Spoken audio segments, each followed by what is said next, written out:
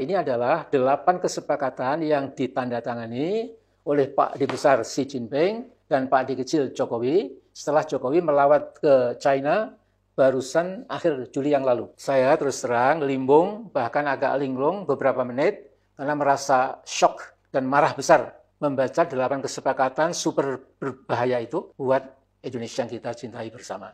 Nah, di antara 8 kesepakatan itu, paling tidak ada 4 hal yang membuat saya langsung shock.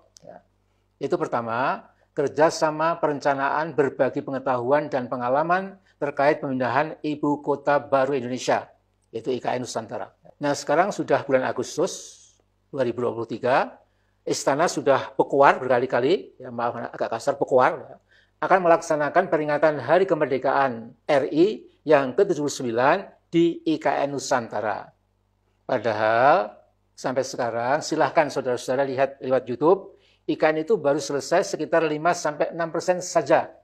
Memang ada channel tertentu yang mencoba ngibul yang mengatakan sudah selesai 30%. Nah, Luhut mengatakan tetap optimis bisa selesai tepat waktu dengan mengatakan sudah ada kesepakatan dengan Cina yang akan ikut membantu penyelesaian IKN Nusantara.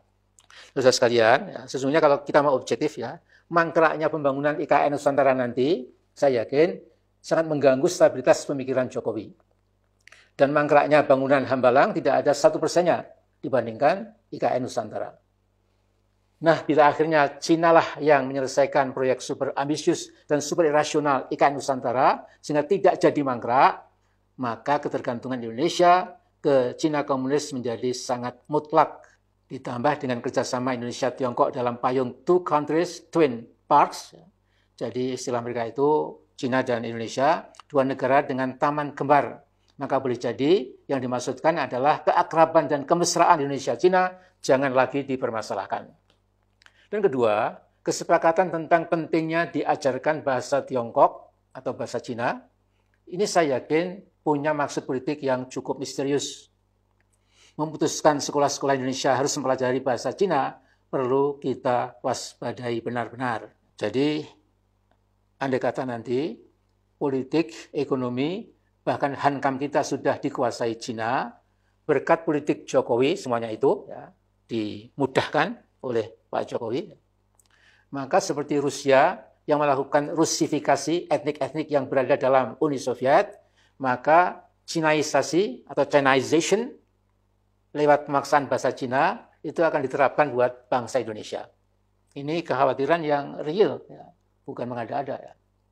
Kemudian yang ketiga, dalam kerjasama di bidang kesehatan ada rencana berbahaya, yaitu akan dilakukan pembangunan 30 rumah sakit Cina di kota-kota besar Indonesia. Saudara, tentu rumah sakit yang akan dibangun mirip kebanyakan rumah sakit di RRC, itu rumah sakit raksasa yang masing-masing dapat dibangun sempurna hanya dalam waktu 2 atau 3 minggu. Memang luar biasa ya, kemampuan teknologi Cina dibandingkan negara-negara manapun. Nah, bisa kita bayangkan bila di pusat-pusat pertambangan ribuan orang Cina atau Tionghoa sudah berkeliaran bebas seperti warga negara kelas 1, nanti di kota-kota besar kita juga akan lihat pemandangan yang sama. Mereka tidak bisa berbahasa Indonesia, tetapi lagaknya petentang-petenteng merasa dimuliakan oleh pemerintahan Jokowi, seolah-olah lagi-lagi warga negara nomor 1. Nah, saudara-saudaraku, ada yang keempat, yaitu kesepahaman tentang pusat penelitian dan pengembangan bersama antara Indonesia dan Cina. Nah, karena universitas adalah lembaga terdepan dalam urusan litbang atau research and development, maka di masa depan kampus-kampus kita akan menjadi tuan rumah para peneliti Cina yang malang melintang di kehidupan kampus. Sumber daya alam kita yang berupa minyak, mineral, batu bara, nikel, boksit, emas, bahkan uranium menjadi telanjang bulat di mata Cina.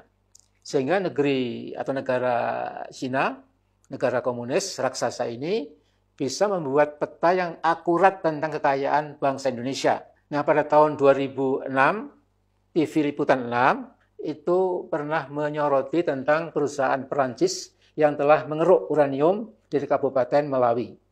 Menurut sebuah penelitian, di wilayah tertentu Melawi, ya, Kabupaten Melawi, terdapat kandungan uranium yang bisa ditransfer untuk kebutuhan listrik, bisa menghasilkan sebesar 9.000 megawatt untuk jangka waktu 125 tahun ke depan.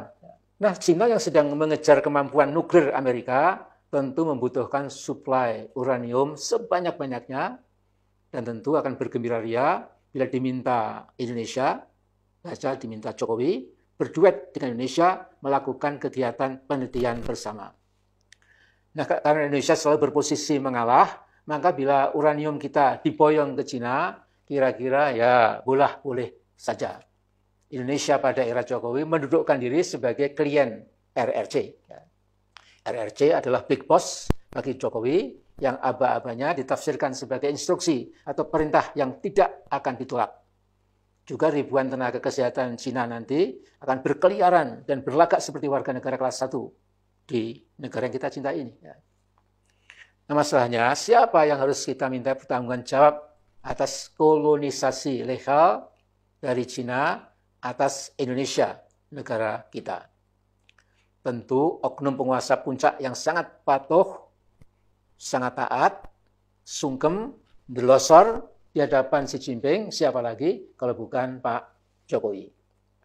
Nah, karena itu kita berlomba dengan waktu. We are racing against time. Seluruh sisa waktu Jokowi sebagai presiden pasti akan dimanfaatkan secara maksimal untuk menggenjot proses Chinization Indonesia. Jadi Cinaisasi negara kita.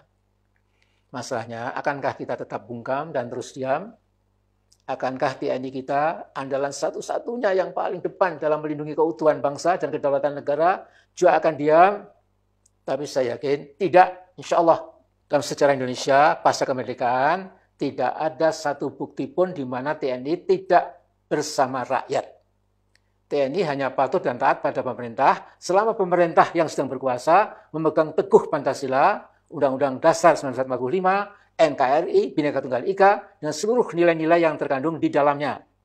Begitu ada pemerintahan yang melenceng dan bergerak liar tanpa kendali dan berbahaya bagi keutuhan bangsa dan kedaulatan bangsa, maka TNI bersama rakyat pasti, insya Allah pasti, akan melengsarkan pemerintahan atau rezim yang sudah mengingkari Pancasila dan Undang-Undang Dasar 1945.